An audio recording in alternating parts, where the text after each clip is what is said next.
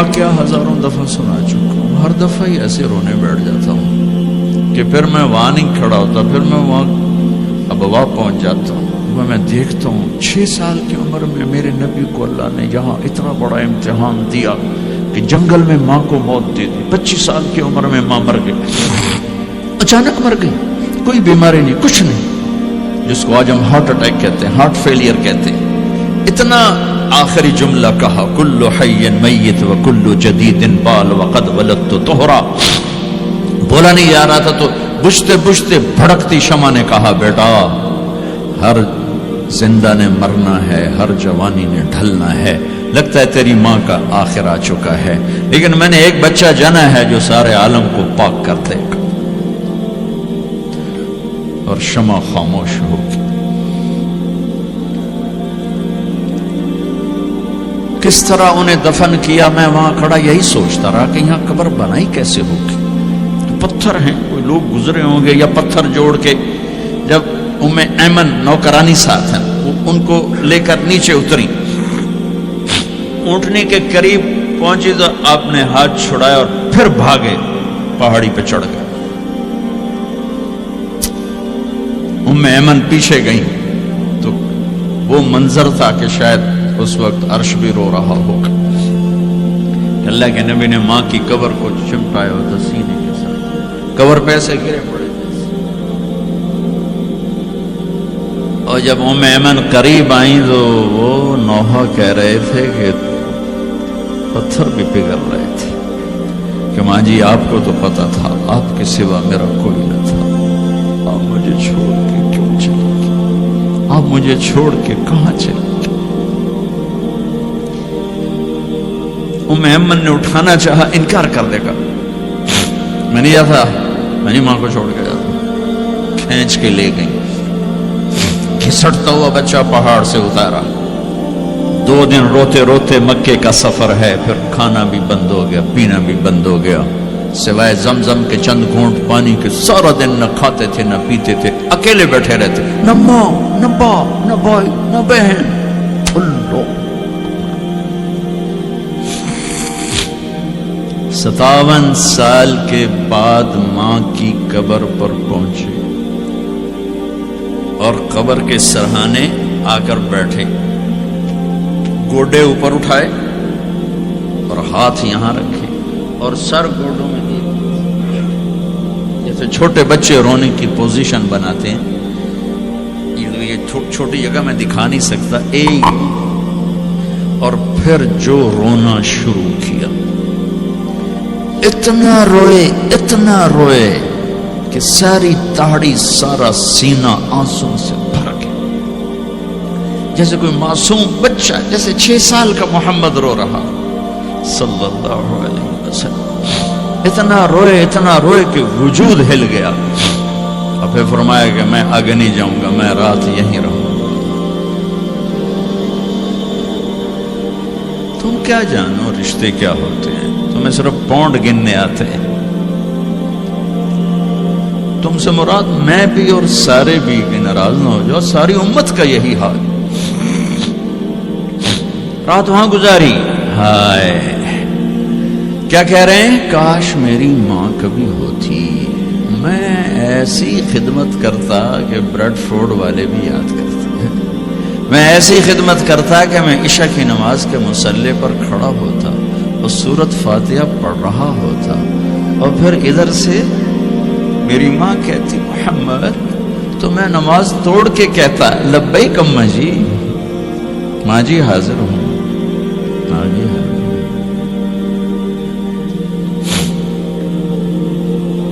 مچھلی کھانا چھوٹا گناہ ہے، شراب بیچنا بڑا گناہ ہے، سود کھانا بڑا گناہ ہے، ڈرگ بیچنا بڑا گناہ ہے، چوری ڈاکے ظلم و ستم کیا امت نہیں کر رہی، بے گناہ قتل، جھوٹے الزام تہمتیں، کیا حشر کر دیا جنید جمشید کا۔ یہ اسلام ہے۔ اتنے نیک انسان، 17 سال سے اللہ کا نام لینے والا، اس پہ گستاخ کی تہمتیں، یہ امت کیا منہ دکھائے گی اللہ اس کے رسول کو، کہ جس نے منافقوں کو سینے سے لگایا، عبداللہ بن ابی جیسوں کے جنازے پڑھ دیں. کہاں چلے گئے, کہاں ڈوب گئے. اتنا زوال, اتنی اندھیری رات ہے کہ امید ہی ختم ہو گئی کہ پتہ نہیں دن بھی چڑھے گا.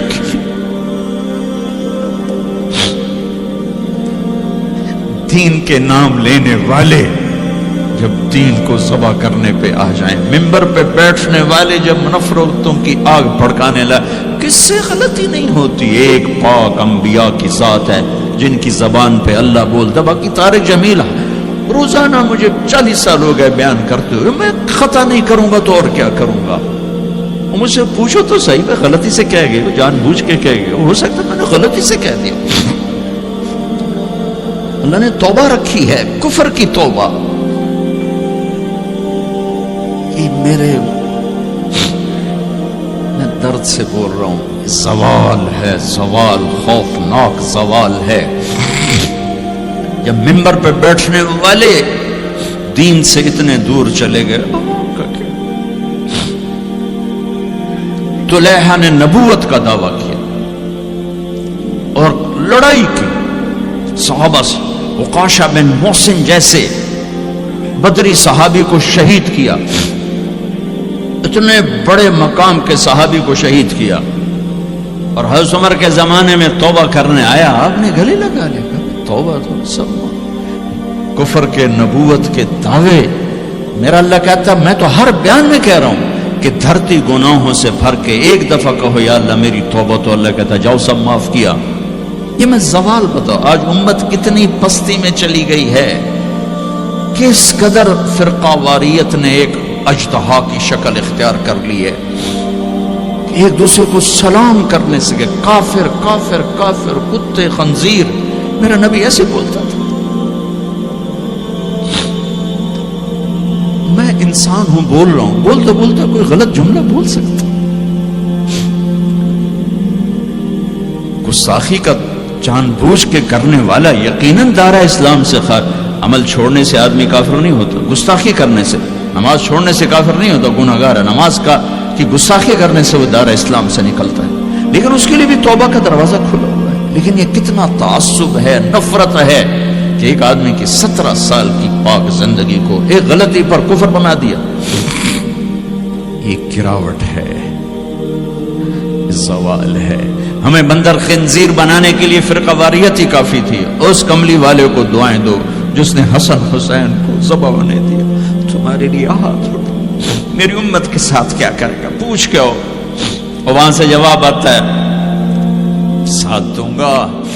ایک لمحہ جہاں سانس کا تار ٹوٹتا ہے, اس کے اگلے لمحے طارق جمیل ہٹ کر میت آ جاتا, مولانا ہٹ کے ڈیڈ باڈی آ جاتا, ہاتھوں سے اٹھا کر زمین کی تہ میں دبا کے واپس آ کر. کسی کو یاد نہیں ہوتا کوئی ماں تھی جو راتوں کو تڑپتی تھی, کہیں بھی کوئی یاد نہیں کرتا کہ کوئی تھا, کسی کو یاد نہیں آتا ہے. یہ بے رحم دنیا کا بے رحم قانون ہے. لہذا جنہوں نے بے وفائی کرنی ہے ان کے لیے اس وفاؤں والے اللہ کو نہ چھوڑو. جنہوں نے بے وفائی کرنی ہے ان کی وجہ سے وفاؤں والے محمد مصطفیٰ صلی اللہ علیہ وسلم کا دامن مت چھوڑو. جس دن اللہ کے سامنے پیش ہونا ہے وہ میری آپ کی عزت اور ذلت کا فیصلہ ہے, کامیابی ناکامی کا فیصلہ ہے, بلندی اور پستی کا فیصلہ ہے, جنت اور جہنم کا فیصلہ ہے. یہاں چیزوں کو تولا جاتا ہے, لوگوں کو ڈالر میں تولا جاتا ہے, سونے چاندی میں تولا جاتا ہے, گاڑیوں گھر میں تولا جاتا ہے. وہاں اللہ عمل میں تولے گا, بول میں تولے گا, اخلاق میں تولے گا. یہاں چیزوں کا وزن ہے وہ بے وزن ہو جائیں گی. وہاں اعمال کا وزن ہوگا جن کا آج کوئی وزن نہیں. میں گالی دوں کوئی نظر نہیں آتا, میں دعا دوں کچھ نظر نہیں آتا, جھوٹ بولا کچھ پتہ نہیں, سچ بولا کچھ پتہ نہیں, حلال کمایا کچھ پتہ نہیں, شراب بیچ کے کمایا کچھ پتہ نہیں ہے. دونوں طرح نظام چلتا ہے, شراب کے پیسے سے بھی گھر چلتا ہے اور محنت مزدوری سے بھی گھر چلتا ہے, لیکن اوپر ایک سسٹم چل رہا ہے. اقرأ کتابک کفی بنفسک اليوم علیک حسیبا. یہ پڑھ, تیری زندگی کی دیوار پر سب کچھ لکھا ہو, تیری زندگی کی کاپی پر سب کچھ لکھا ہو, عمل تو لے جائیں گے. فمن ثقلت موازینہ فأولئک هم المفلحون، جن کی نیکیاں بڑھ گئیں وہ کامیاب ہیں۔ ومن خفت موازینہ فأولئک الذین خسروا انفسهم فی جہنم خالدون، جن کی نیکیاں گھٹ گئیں وہ ناکام ہو گئے۔ یا ویلنا من بعثنا من مرقدنا، کہیں گے ہائے ہم اٹھائے ہی نہ جاتے، ہم اٹھائے ہی نہ جاتے۔ تو جب کسی کا اعلان ہوگا کہ اس کی نیکیاں گھٹ گئی، میرے نبی نے فرمایا کہ اس دن کا سب سے خوفناک ٹائم، سب سے خوفناک پیریڈ ہے جب اللہ بلائے گا طارق جمیل کو بلاؤ، زینب کو بلاؤ، فاطمہ کو بلاؤ، سکینہ کو بلاؤ، اسلم کو بلاؤ، شاہد کو بلاؤ،